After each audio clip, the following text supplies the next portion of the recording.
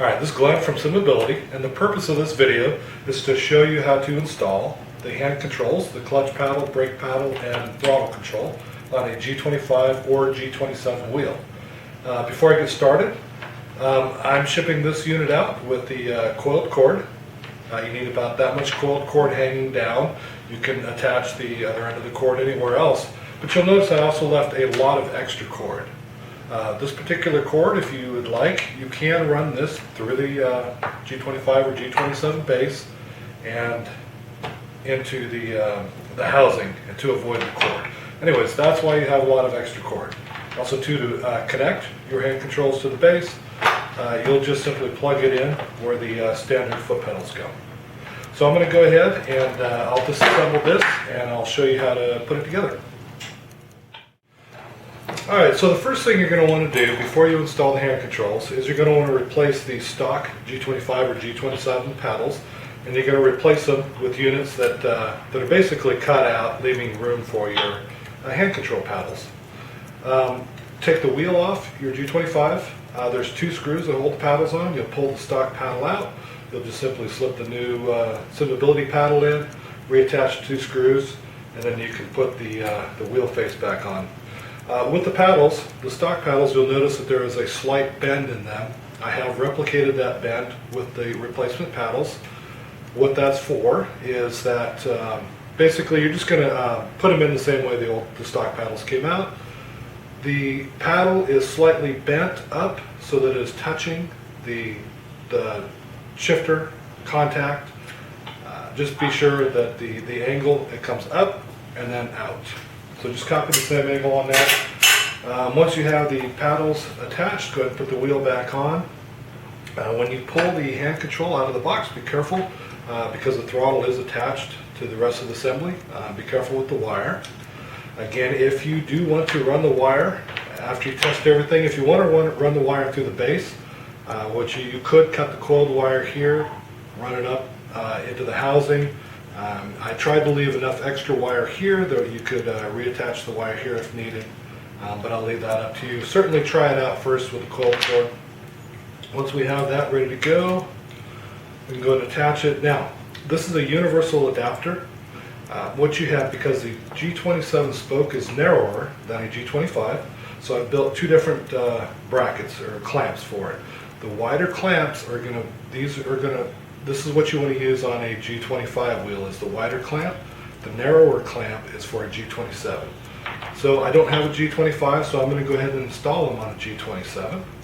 So I'm going to leave one clamp attached, and I'm going to go ahead and route the throttle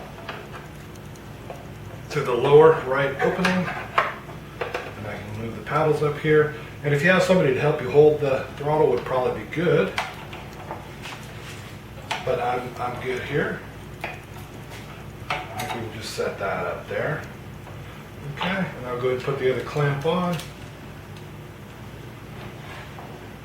I'll go ahead and put one screw in for starters. I'm just clamping it well enough right now it holds itself in place. I'll go back and tighten and adjust this. So now we're going to go ahead and put our clamp on for the throttle. Now the clamp, it's also universal.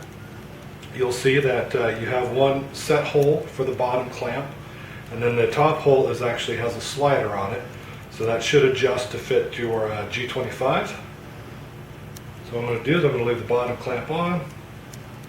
We'll go ahead and put it over the spoke, and then I'll grab the top clamp.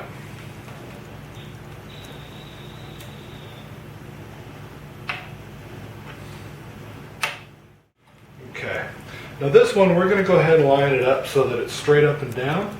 Oh, by the way, the red marker on my wheel should emulate where the button is on the G25 as well as the cover plate on the G25.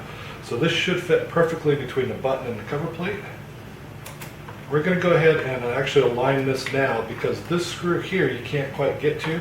Once you put the throttle assembly on, it's difficult to get to. So we're just going to get that as straight up and down. That looks pretty good there. So I'm going to tighten this one. Alright, once we have that on, We can take our other 2 hex screws, we'll just put them through the holes on the throttle assembly and into the threaded hole here.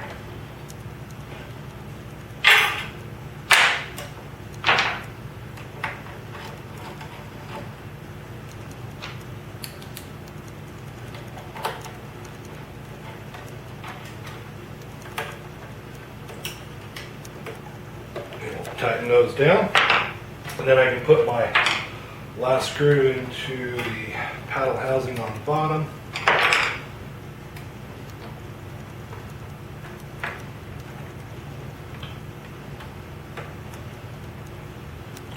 Okay, at this point what I can do is I can go ahead and make sure that this is straight. You'll have some movement to move it up and down just a little bit. Be sure that the paddles clear the shift paddles. In fact, I'll go ahead and probably right about there. Looks good. We'll just snug those down. They don't have to be terribly tight. It's better to have to tighten them later than to strip them out. So just snug them down. And then you can go ahead and plug in the foot pedal connector, and you're ready to give it a try. Okay, now that they're all installed, I just wanted to go over some of the adjustability. For the throttle, you can adjust the amount of travel by loosening this screw. So if you want a little more travel, you can move the arm out a bit. A little less travel, you can move it in a bit. That's totally up to you. There's also a stopper, an adjustable stopper here. So if you want the throttle to go a little bit farther into the wheel, you can turn the screw in a bit. The biggest thing with all 3 of these thin pot sensors is that there's a little plunger inside of each one of these. That little white plunger has to remain on the silver strip.